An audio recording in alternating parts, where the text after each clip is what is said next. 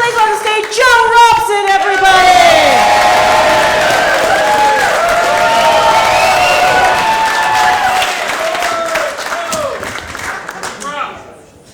It's like the third comic I met that graduated from Harvard, man. It must be a rough economy out there.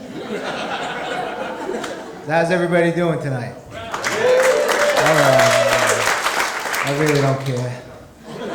Listen, I'm just here trying to work off my bar tab from the last time I performed. I didn't know they post-dated their prices like 50 years here.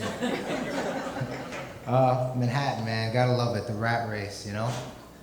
You know what I hate? People. Which is a problem, because there's a lot of fucking people in New York. I took one of those pedicabs over here tonight. Talk about an adrenaline rush. You got the cabbies trying to take you off the road, and who's the bright idea? Let them get away with operating pedicabs in Manhattan anyway. I don't get it. But there are a couple of positives. The drivers will work for weed.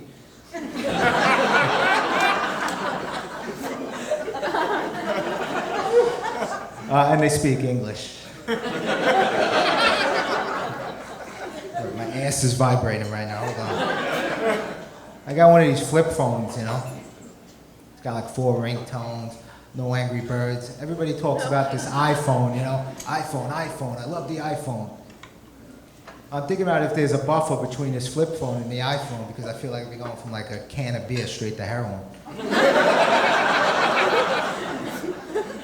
I really want to talk about a part of my childhood, and it's called puberty. It started when I was about 10 or 11. I really started to get facial hair growing. I was 12 years old for Christmas. I wanted a Nintendo game. I got an Norelco razor. I thought it was a lightsaber. I didn't even know what the hell it was. You know? So there I was the day after Christmas in the bathroom, shaving like babyface Finster.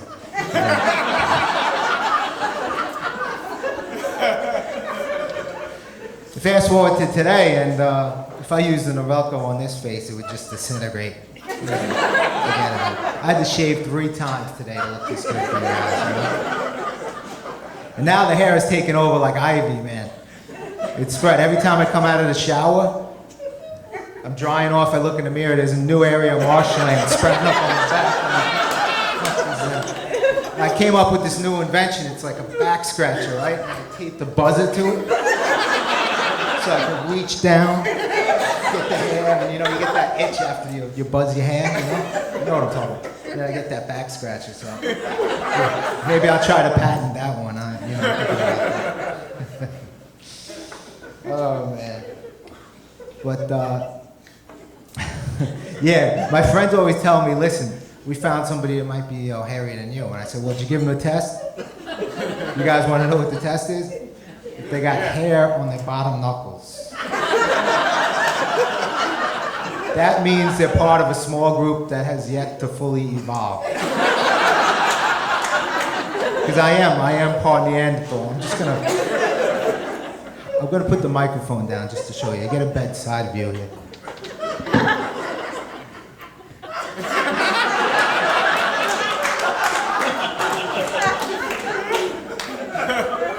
One particular part of my body that got out of control were my eyebrows, man. They got so bushy, I look like Eugene Levy, you know, the father from American Pie. So my sister would always say, Joe, you gotta do something about those eyebrows. You gotta do something about those eyebrows. And I thought it was feminine, you know, manscaping, taking care of them.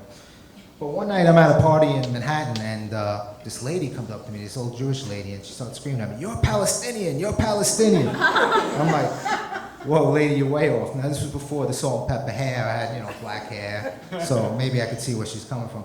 Now I know how Bert felt from Sesame Street when they accused him of being a terrorist, you know? He had those big, bushy eyebrows.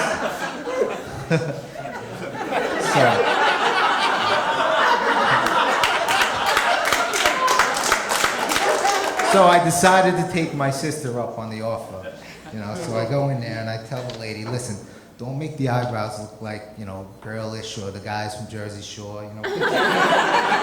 Keep them nice, you know, keep them nice. So this lady comes up to me and she tells another lady, hold my arms down, hold my arms down. I'm like, what, hold my arms down? Like, what the hell's going on? She comes at me with this little rope, you know, and I think like she's thinking, she's gonna give me like stitches or something. You know? And as she goes, she just takes this piece of rope and she rolls it on my eyes and rips the hair right out of my eye. Man, the pain. I was like, so she takes this piece of wood and says, here, bite down on this. It was like a little wooden nail file. It was like sandpaper in my mouth. I was like, they're gonna help, you know? And then when she's done with that, she comes at you with a little knife, you know? And it's not even a steady hand, she's coming at you. And then they go for the tree root, the one they can't get, and they just pick. Like, pull the fucking thing out already, pull it out.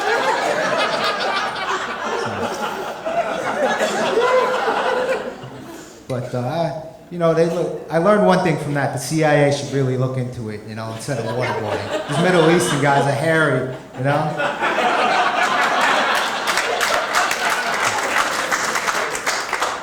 But I like to travel and fly JetBlue a lot.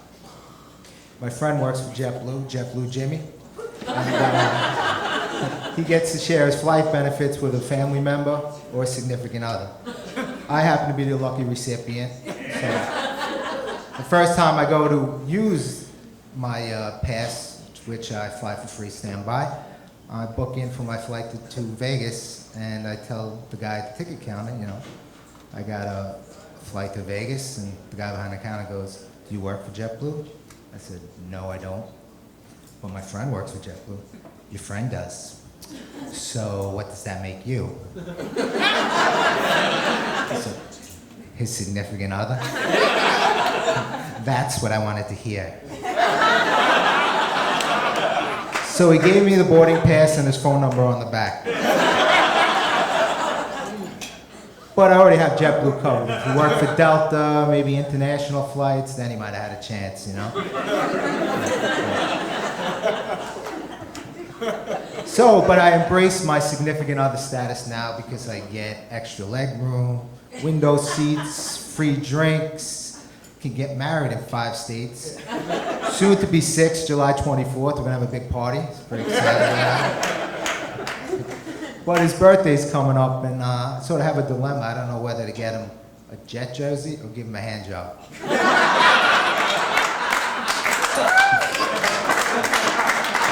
I figure the Jergens cream is, less expensive. So. Thanks a lot. Good night.